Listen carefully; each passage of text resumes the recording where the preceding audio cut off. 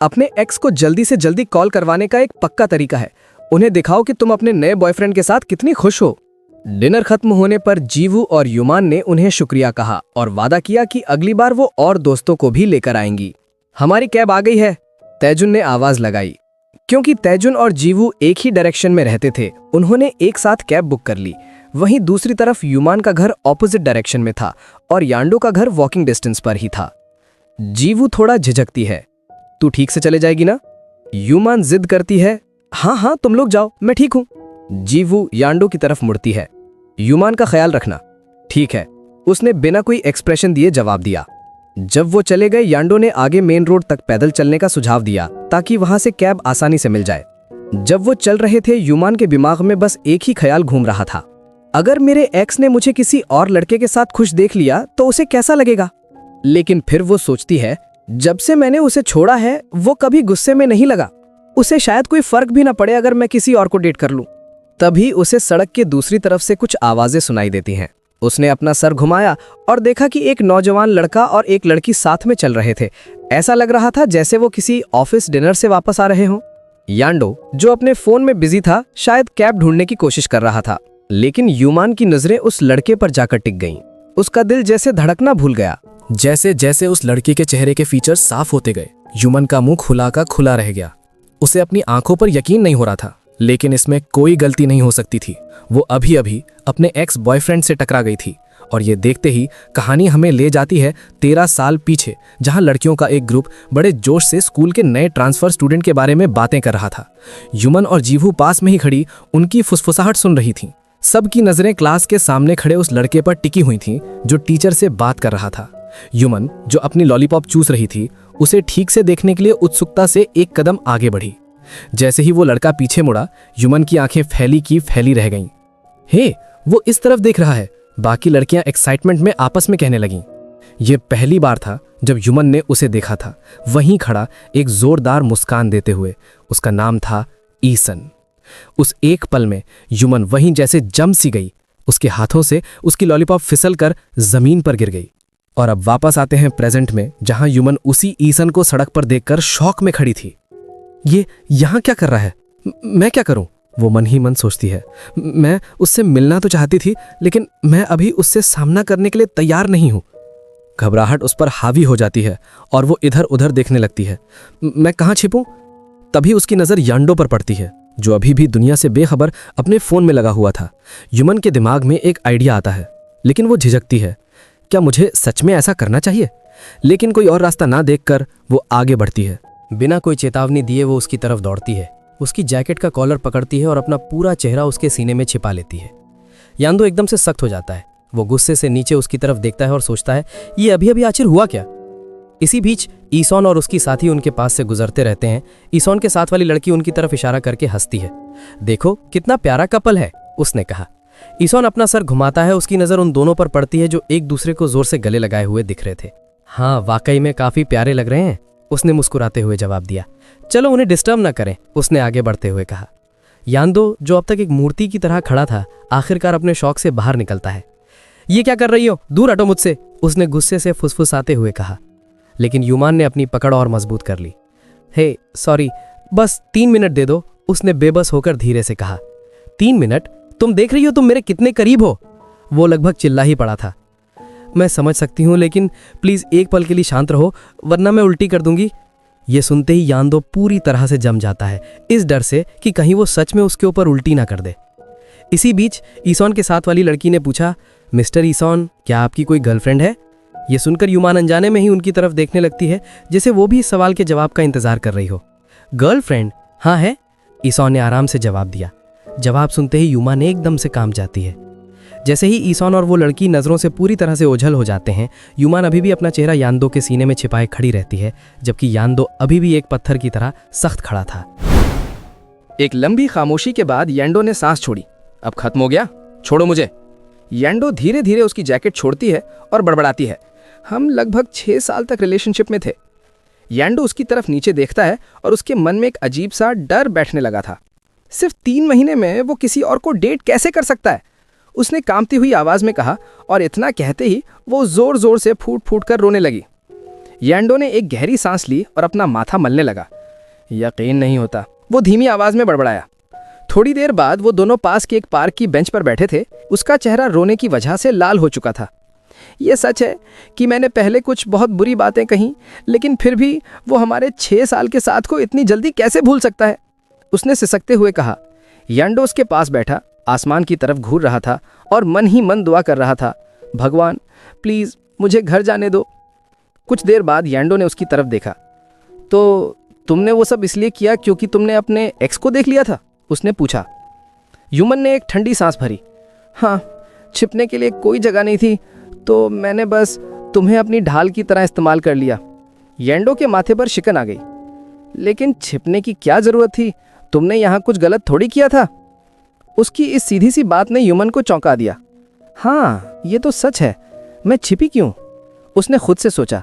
उसने इस बारे में गहराई से सोचा।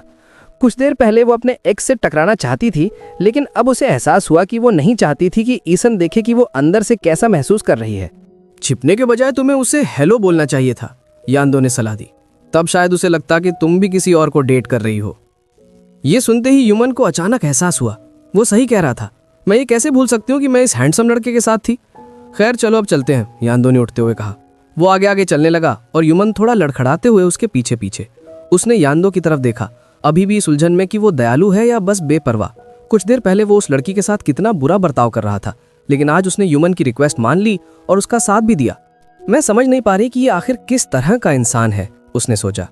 तभी वो अचानक अपने कदम रोक लेती है। उसके दिमाग में एक ख्याल आया था, वो अपने एक्स से फिर से टकराने का एक और मौका बना सकती है। उसे बस एक ऐसे आदमी की जरूरत थी जो उस वक्त उसके साथ खड़ा हो। बिना कुछ सोचे समझे उसने पुकारा, हे, क्या तुम अभी किसी को डेट कर रहे हो? यांडो वहीं रुक गया, लेकिन वो पीछे नहीं मुड़ा। यूमन ने आगे कहा, अगर नहीं तो मैं तुम्हें डिनर ट्रीट दूंगी। क्या हम कभी कभी मिल सकते हैं? मैं तुम्हें सिड्यूस नहीं करना चाहती, तुम्हें बस मेरे साथ डेट करने का नाटक करना है। ये सुनकर यांडो थोड़ा सा मुड़ा, उलझन में उसकी तरफ ऐसे देखा जैसे उसने कुछ गलत सुन लिया हो। फिर बिना एक शब्द कहे वो वापस घुमा और आगे चलने लगा। यूमन ने एक ठंडी सांस भरी। उसे सच में कोई रियल डेटिंग में इंटरेस्ट नहीं था। उसे बस किसी ऐसे की जरूरत थी जो उसका बॉयफ्रेंड बनने का नाटक कर सके, और यह आदमी उसके लिए परफेक्ट कैंडिडेट था, क्योंकि उसके बर्ताव से वो जानती थी कि वो उसके प्यार में कभी नहीं पड़ेगा। तभी उसे चक्कर आने लगा और वो हिम्मत हार कर जमीन पर बैठ गई, अपना चेहरा अपने घुटनों में छिपाकर। यांडो ने पीछे मुड़कर उसे देखा। वो एक पल के लिए रुका और फिर बोला, उठो या फिर अपने घर खुद जाओ। इतना कहकर वो एग्जिट की तरफ बढ़ गया, लेकिन यूमन वहीं बैठी रही, बिल्कुल हिली भी नहीं। कुछ मिनट बाद यांडो अचानक दौड़कर वापस आया और ठीक उसके सामने आकर खड़ा हो गया। बदले में मुझे क्या मिलेगा? उसने पूछा। यूमन ने चौंक कर उसकी तरफ ऊपर देखा। तुम मेरे लिए क्या कर सकती हो? उसने इस बार एकदम सीरियस लहजे में पूछा। यूमन थोड़ा झिझकती है। क्या तुम्हें पैसों की जरूरत है? उसने खड़े होते हुए पूछा। नहीं, वो नहीं। यांडो ने अपनी नजर ऊपर उठाई। उसकी आंखें दूर लगे एक बड़े से बैनर पर जाकर टिक गईं, जहां से उसकी एक्स गर्लफ्रेंड सो जोंग का चेहरा उसे घूर रहा था। बिना यूमन की तरफ देखे और उसने जवाब दिया, मैं भी तुम्हें इस्तेमाल करना चाहता हूं। इस बात को ठीक से समझने के लिए कहानी हमें ले जाती है 5 साल पीछे। तब यांडो सोजोंग के साथ रहता था। वो घर के सारे काम, लजीज खाना बनाना, उसके लिए जो कुछ भी कर सकता था सब करता था। वो उससे बेहद प्यार करता था, अपना सब कुछ उस पर लुटा रहा था, जबकि सोजोंग वो बस उसके प्यार का मजा ले रही थी। वापस आज के दिन में यूमन अपने ऑफिस में बैठी थी। रात को पी हुई मिक्स ड्रिंक्स की वजह से उसका सर दर्द से फट रहा था और वो अपना माथा मल रही थी। तभी उसका फोन वाइब्रेट हुआ। वो यांडो का मैसेज था, जब भी तुम फ्री हो चलो मिलते हैं। 30 मिनट बाद यूमन एक कैफे में पहुंची। वो उम्मीद कर रही थी कि कल रात नशे की हालत में उसने जो गड़बड़ की थी उसे ठीक कर सकेगी। उसने पूरे कमरे में नजर दौड़ाई जब तक कि उसकी आंखें पिछले कोने में अकेले बैठे यांडो पर नहीं पड़ी। वो अपना पैर हिला रहा था, बेचैनी में अपने हाथों से खेल रहा था। वो नर्वस लग रहा था। नर्वस हो रहे हो यांडो? यूमन ने पास आते हुए पुकारा। उसने ऊपर देखा। कितनी देर से इंतजार कर रहे हो? उसने पूछा। ज्यादा देर नहीं, उसने अचानक खड़े होते हुए कहा। मैं एक ड्रिंक लेकर आता हूँ। और जब आपका इंतजार किए बिना वो वहां से चला गया। कुछ मिनट बाद वो एक दूसरे के सामने बैठे थे। यूमन ने बात शुरू करने का फैसला किया। मैं कल रात नशे में थी, इसीलिए मैंने तुम्हें काफी थका दिया होगा। तुम ठीक से घर पहुंच गए थे। कल अपनी बिना सिर पैर की बातों के बीच उसे पता भी नहीं चला कि कब यांडो ने आखिरकार उसके लिए कैब बुक कर दी थी। उसने एक लंबी सांस ली। देखो, मैं अपने कल के बर्ताव के लिए सच में माफी चाहती हूँ। मैंने जो भी कहा उसे सीरियसली लेने की जरूरत नहीं है। यांडो ने अपना कप नीचे रखा और आखिरकार उसकी आंखों में देखा। तो हम इसे ट्राई क्यों नहीं कर लेते, उसने अचानक कहा। जो तुमने कल सजेस्ट किया था। मुझे बस नाटक करना है ना। ह्यूमन शॉक में आंखें झपकाती रह गई। वेट, सच में? तुम श्योर हो? मुझे लगा तुम बस इसीलिए मेरा साथ दे रहे थे क्योंकि मैं नशे में थी, उसने झिझकते हुए पूछा। चिंता मत करो, मैं भी तुम्हें इस्तेमाल करने वाला हूं ह्यूमन। ह्यूमन ने जल्दी से उसे ठीक किया। हे, मेरा नाम ह्यूमन है। फिर उसने आगे कहा, जब हम इस बात के लिए राजी हो ही गए हैं तो चलो इस पर और डिटेल में बात करते हैं।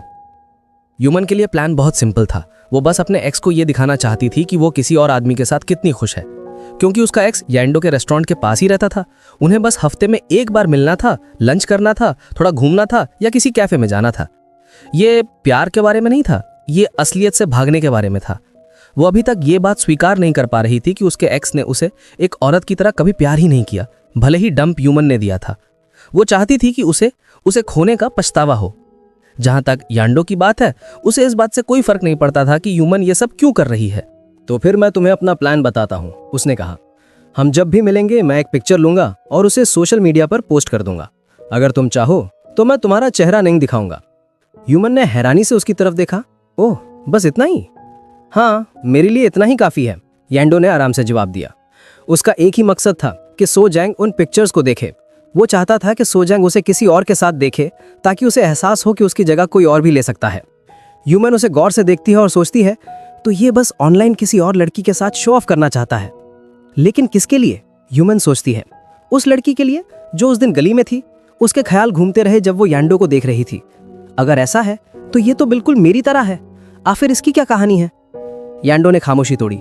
मैं संडेज को फ्री रहता हूँ, उसके अलावा मैं सिर्फ रात को फ्री होता हूँ। हमें ये कब तक करना चाहिए? ह्यूमन ने एक पल के लिए सोचा। कब तक? जब तक हम अपने मकसद में कामयाब ना हो जाए। नहीं, चलो 2 महीने के लिए डिसाइड करते हैं। मुझे मंजूर है, यांडो ने हामी भर दी। जब वो कैफे से निकले, ह्यूमन उसकी तरफ मुड़ी। तो फिर अगले संडे को मिलते हैं? यांडो ने हाँ में सर हिलाया और जाने के लिए मुड़ गया। तभी ह्यूमन ने अचानक उसे रोका। उसने अपना हाथ उठाया। मेरे इस पागल से आइडिया के लिए हाँ कहने के लिए शुक्रिया। उसके चेहरे पर एक जोरदार मुस्कान फैल गई और यह पहली बार था जब यांडो ने उसकी मुस्कान पर सच में गौर किया था। उसकी खूबसूरत मुस्कान। यांडो के चेहरे पर भी एक हल्की सी मुस्कान आ गई। वो मन ही मन सोचता है, मैं इंतजार नहीं कर सकता जब सो जैंग को इस लड़की के बारे में पता चलेगा। उनकी डील पक्की हो गई थी। वापस रेस्टोरेंट में यांडो ताइजुन के पास पहुंचा, जो आराम से जीवू से बातें कर रहा था। यांडो के अचानक आ जाने से ताइजुन चौंक गया। तुम यहाँ क्या कर रहे हो? यांडो ने अपनी जैकेट उतारते हुए पूछा। रीओपनिंग जल्द ही है तो मैं थोड़ी सफाई करने आया था, तेजुन ने जवाब दिया।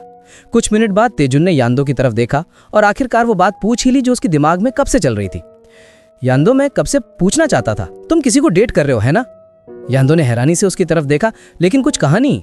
तुम बिना बताए कहीं भी गायब हो जाते हो, कभी कभी तो अचानक रेस्टोरेंट भी बंद कर देते हो, तेजुन ने अपने सारे ऑब्जर्वेशंस एक साथ बताते हुए कहा। और तुम हमेशा कॉल्स लेने के लिए बाहर जाते हो। तभी तेजुन का फोन वाइब्रेट हुआ। ये सोचते हुए कि जीवू का मैसेज होगा, उसने जल्दी से चेक किया, लेकिन अगले ही पल वो शॉक में जम सा गया। ये यांदो की तरफ से एक फ्रेंड रिक्वेस्ट थी। उसे अपनी आंखों पर यकीन नहीं हो रहा था। फिर उसने एक्साइटमेंट में यांदो का हाथ पकड़ लिया। तुमने सोशल मीडिया कब से इस्तेमाल करना शुरू कर दिया? क्या ये उस लड़की की वजह से है जिसे तुम डेट कर रहे हो? उसने मुस्कुराते हुए पूछा। यांदो ने अपना हाथ खींच लिया। बस दूर रहो मुझसे, उसने ठंडे लहजे में कहा। उस रात यांदो अपने घर लौटा। वो तेजुन के ना खत्म होने वाले सवालों से पूरी तरह थक चुका था। वो सोफे पर गिर सा गया, इस बात से राहत महसूस करते हुए कि उसने तेजुन को सोजांग के साथ अपने अतीत यानी कि पास्ट के बारे में कभी नहीं बताया था। उसने टीवी ऑन किया और किस्मत का खेल देखो, स्क्रीन पर सोजांग का ही ड्रामा चल रहा था। वही चेहरा टीवी पर था जिसे वो भुलाने की कोशिश कर रहा था। रिमोट पर उसकी पकड़ मजबूत हो गई। अचानक उसका फोन वाइब्रेट हुआ। उसने नीचे देखा। ये ह्यूमन का मैसेज था। कल संडे है तो क्या हमें मिलना चाहिए? ना कहने का कोई कारण नहीं था, इसलिए वो जवाब टाइप करने लगा। लेकिन तभी टीवी से सोजांग की आवाज गूंजी। तुम मुझसे प्यार करते हो ना? तुम मुझसे प्यार भी करते हो और नफरत भी। क्या तुम ये सब उन्हीं मिक्स्ड फीलिंग्स की वजह से कर रहे हो? ये सुनते ही यांडो की आंखें फैल गईं। उसके सीने में एक अजीब सी जकड़न हुई और इससे पहले कि उसे एहसास होता, उसने गलती से एक आधा अधूरा मैसेज ह्यूमन को भेज दिया था। मन ही मन खुद को कोसते हुए उसने जल्दी से एक और मैसेज भेजकर अपनी बात पूरी की। अगले दिन ह्यूमन तय की हुई जगह पर इंतजार कर रही थी। यांडो थोड़ा लेट हो रहा था, लेकिन उसने उसे कॉल करने से पहले थोड़ा और इंतजार करने का फैसला किया। अचानक पीछे से एक आवाज ने उसे चौंका दिया। हे ह्यूमन! उसने जल्दी से पीछे मुड़कर देखा तो वहां यांडो खड़ा था। वो ह्यूमन के सुझाव के मुताबिक उस सड़क की तरफ चलने लगे जहां लाइन से कैफेज थे। जैसे ही वो पास पहुंचे, यांडो की रफ्तार धीमी हो गई। उसकी नज़रें आगे कहीं टिक गईं, जैसे उसे कुछ याद आ रहा हो। उसके दिमाग में सोजांग की एक झलक आई। उसका सर तेजी से दर्द करने लगा। दूर जाओ, सोजांग की आवाज़ उसके ख्यालों में गूंज रही थी। उसके सीने में एक हल्का सा दर्द उठा और उसके चेहरे के एक्सप्रेशंस गहरे हो गए। ह्यूमन ने उसके बदले हुए बर्ताव को नोटिस किया, लेकिन उसने बीच में बोलना ठीक नहीं समझा। जब वो चल रहे थे, सड़कें हाथों में हाथ डाले मुस्कुराते हुए प्यारे प्यारे कपल से भरी हुई थीं। ये नज़ारा देखकर ह्यूमन को अजीब सा महसूस होने लगा। कभी वो भी ऐसी ही थी, इन्हीं सड़कों पर ईसोंग के साथ घूमती थी। वो सच था, उसने मन ही मन कड़वाहट से सोचा। ये झूठ है। अपने ख्यालों में खोई हुई वो लड़खड़ा गई और आगे गिरने ही वाली थी। यांडो ने अनजाने में ही तुरंत रिएक्ट किया और उसका चेहरा अपने हाथों से थामकर उसे गिरने से बचा लिया। एक सेकंड के लिए सड़क पर खामोशी छा गई। आसपास के लोग उनके इस अजीब से पोस्टर को देखकर घूरने लगे और वो बिल्कुल भी इंप्रेस नहीं लग रहे थे। इससे अच्छा तो गिर ही जाती, किसी ने कमेंट किया, जिसे सुनकर ह्यूमन शर्म से लाल हो गई। जब वो आखिरकार कैफे पहुंचे, ह्यूमन में रेस्टरूम जाने का बहाना बनाया और वहां से निकल गई। यांडो, जिसे पहले हुई घटना के लिए अभी भी बुरा लग रहा था, बार बार माफी मांगने के बारे में सोच रहा था। इसी बीच शहर के दूसरे कोने में ईसॉन अपना घर ठीक कर रहा था। तभी उसका फोन बजा। उसकी बहन हाग्योंग का कॉल था। तुम घर नहीं आ रहे हो क्या? उसने पूछा। ईसॉन ने तुरंत जवाब नहीं दिया, इस इंतजार में कि वो अपनी बात आगे कहेगी। तुम जानते हो ना, पापा अभी भी कहते हैं कि वो तुम्हें तब तक वापस नहीं आने देंगे जब तक तुम ह्यूमन को अपने साथ लेकर नहीं आओगे, उसने सावधानी से कहा। अपनी बहन के शब्द सुनते ही ईसॉन के चेहरे से उसकी आम मुस्कान गायब हो गई। हाग्योंग, मैं तुमसे बाद में बाहर मिलूंगा, उसने जवाब दिया। उसकी नज़र अभी भी अपने परिवार के एक फोटो फ्रेम पर टिकी हुई थी, जिसमें ह्यूमन का चेहरा अभी भी मौजूद था। कैफे में ह्यूमन ने अपना मेकअप ठीक किया और अपनी सीट पर वापस आ गई। उसने देखा कि यांडो थोड़ा खोया खोया सा लग रहा था और एक बार फिर उसने खिड़की के पास बैठने के बजाय एक कोले वाली सीट चुनी थी। शायद इसे ज्यादा लोगों के बीच रहना पसंद नहीं है, उसने बैठते हुए सोचा। जब उन्होंने अपना ऑर्डर दे दिया, यांडो ने उसकी तरफ देखा। तुम्हारा चेहरा अब ठीक है? उसने पूछा। यहाँ यांडो पहले हुई घटना के लिए माफी मांगता है। हाँ, एकदम ठीक है, देखो, ह्यूमन ने एक हल्की मुस्कान के साथ जवाब दिया। उसे सोशल मीडिया पर फॉलो करने के लिए उसने उसकी अकाउंट की डिटेल्स मांगी, लेकिन जैसे ही उसने उसकी प्रोफाइल खोजी, उसे कुछ अजीब लगा। उसने कोई प्रोफाइल पिक्चर ही नहीं लगा रखी थी। तुम्हें कम से कम एक प्रोफाइल पिक्चर तो लगानी चाहिए, उसने सलाह दी। मेरे पास कोई पिक्चर नहीं है, उसने बेपरवाही से जवाब दिया। ह्यूमन एक्साइटमेंट से अपना फोन निकालती है। ओह, मैं तुम्हारे लिए एक ले सकती हूँ। लेकिन इससे पहले कि वो क्लिक कर पाती, यांडो ने अपना चेहरा ढक लिया। मुझे अपनी फोटो खिंचवाना पसंद नहीं है, वैसे भी मेरी एक्स बिना फोटो के भी मुझे पहचान लेगी। ह्यूमन ने आंखें झपकाईं। ओह ठीक है फिर, उसने अपना फोन वापस रख लिया। जब उनका खाना आया, यांडो ने अपना फोन निकाला। एक सेकंड रुकना, उसने खाने की एक पिक्चर ली। उस शॉट में ह्यूमन भी थोड़ी सी दिख रही थी। उसने अपना फोन उसकी तरफ किया। अगर मैं इसे पोस्ट करूं तो ठीक रहेगा? ह्यूमन ने एक नजर देखा। हाँ ठीक है, वैसे भी इसमें मेरा चेहरा नहीं आ रहा है। उनके बीच एक हल्की सी खामोशी छा गई जब वो चुपचाप खाने लगे। फिर ह्यूमन अचानक बोल पड़ी, यांडो मेरी तरफ देखो और कुछ बोलो। यांडो ने गुस्से से उसकी तरफ देखा। क्या? क्यों? उसने कैफे में आसपास इशारा किया। दूसरी टेबल्स को देखो, हमारी टेबल कितनी बोरिंग और शांत लग रही है। मेरी तरफ देखो, मैं एक ऐसी खुश औरत नहीं लग रही जो अपने नए बॉयफ्रेंड के साथ डेट एंजॉय कर रही हो। यांडो ने उस पर एक तेज नजर डाली और सोचा, मुझे तो ये काफी एनर्जेटिक लग रही है। ह्यूमन आगे की तरफ झुकी। अब कुछ बोलो। ये इतनी ज्यादा कोशिश क्यों कर रही है? यांडो ने सोचा। उसने गहरी सांस ली और आखिरकार बोला, कल तुमने कहा था कि तुम अपने एक्स को दिखाना चाहती हो कि तुम मेरे साथ कितनी खुश हो। ह्यूमन जबरदस्ती की खुशी दिखाते हुए हंसने लगी, जैसे वो उसके नाटक में साथ दे रही हो। तो तुम उससे क्या करवाना चाहती हो, कि वो अपनी नई गर्लफ्रेंड को डंप कर दे और तुम्हारे पास वापस आ जाए? यांडो ने बिना घुमाए फिराए सीधा पूछा। यह सुनते ही ह्यूमन के चेहरे से वो झूठी मुस्कान एक पल के लिए हट गई। फिर उसने हाँ में सर हिलाया। सच कहूं तो हाँ, मैं बिल्कुल यही चाहती हूं। और अगर ये मुमकिन नहीं है तो मैं कम से कम ये चाहती हूं कि उसे अपनी फीलिंग्स का एहसास हो और वो अपने फैसले पर पछताए। यांडो उसे गौर से देखने लगा। वो अपनी इमोशंस को लेकर ईमानदार थी, उस इंसान की तरह नहीं जिसे वो जानता था। ह्यूमन ने अपना सर थोड़ा टेढ़ा किया। क्या तुम भी अपने एक्स से यही नहीं चाहते? यांडो ने जवाब नहीं दिया। इसके बजाय उसने पूछा, क्या होगा अगर अगले 2 महीनों तक उसका कोई मैसेज या कॉल ना आए? और क्या होगा अगर वो तुम्हें किसी और आदमी के साथ देखने के बाद भी कभी कॉल ना करे? उसकी बातें सुनकर ह्यूमन चौंक गई। वो एकदम शांत हो गई। यांडो ने सांस छोड़ी। इसलिए कहता हूं कि तुम्हें ज्यादा कोशिश नहीं करनी चाहिए। हमारा प्लान हमारी कोशिशों पर नहीं, उन पर डिपेंड करता है। अपना खाना खत्म करने के बाद वो अपने अपने रास्ते चले गए। यांडो ने घर जाने के लिए पब्लिक ट्रांसपोर्ट ली और खिड़की से बाहर देखता रहा। भले ही ह्यूमन बाहर से पहले जैसी ही लग रही थी, यांडो को एक चीज का एहसास हुआ। उसे पहले जो चिढ़ मच रही थी वो ह्यूमन पर नहीं, बल्कि उसके उस रवैये पर थी जिसमें वो एक ऐसी उम्मीद से चिपकी हुई थी जिसका पूरा होना मुश्किल था। ये उसे हद से ज्यादा खुद की याद दिला रहा था। ह्यूमन में उसे अपना ही अक्स दिख रहा था। जब वो अपने नेबरहुड में लौटा, उसने देखा कि कोई जमीन पर बैठा एक बिल्ली के साथ खेल रहा है। वो शख्स पीछे मुड़ा। ये ईसन था। बिना झिझके यांडो आगे बढ़ा और उसके सामने आकर रुक गया। ईसन ने ऊपर देखा और मुस्कुराया। हाय, आप 5वें फ्लोर पर रहते हैं, है ना? यांडो ने गंभीरता से जवाब दिया। हाँ, क्या आप भी यहीं रहते हैं? हाँ, मैं 4थे फ्लोर पर रहता हूँ। मैंने आपको लगभग 1 महीने पहले देखा था जब आप यहाँ शिफ्ट हुए थे। ईसन ने आराम से जवाब दिया। ईसन को 1 महीने पहले का वो दिन याद आ गया जब उसकी बहन उससे झगड़ा कर रही थी, ये पूछते हुए कि उसने ह्यूमन को क्यों छोड़ा। तब भी वो चुप रहा था। उसने कभी किसी को नहीं बताया था कि असल में क्या हुआ था। उस दिन जब वो बिल्डिंग से निकल रहे थे, उसने कुछ शोर शराबा सुनकर पीछे मुड़कर देखा था। तभी उसने पहली बार यांडो को देखा था, जो हॉलवे में अपना सामान अंदर ले जा रहा था। अब ईसन उसके सामने खड़ा मुस्कुराया। असल में उस दिन के बाद आपसे मिलने का मौका ही नहीं मिला। आखिरकार आपसे ठीक से हेलो कहकर अच्छा लगा। यांडो ने अजीब तरह से सर हिलाया। ओह हाँ, आपसे मिलकर भी अच्छा लगा। उन्होंने थोड़ी देर बात की और यांडो को हैरानी हुई कि बिल्लियों के लिए उनके कॉमन प्यार ने उन दोनों को जोड़ दिया। जब ईसन वहां खड़ा था, उसे अचानक से इस बात की खुशी हुई कि उसका पड़ोसी इतना अच्छा है। यहाँ पर हमारा एपिसोड खत्म होता है। मिलते हैं नेक्स्ट एपिसोड में।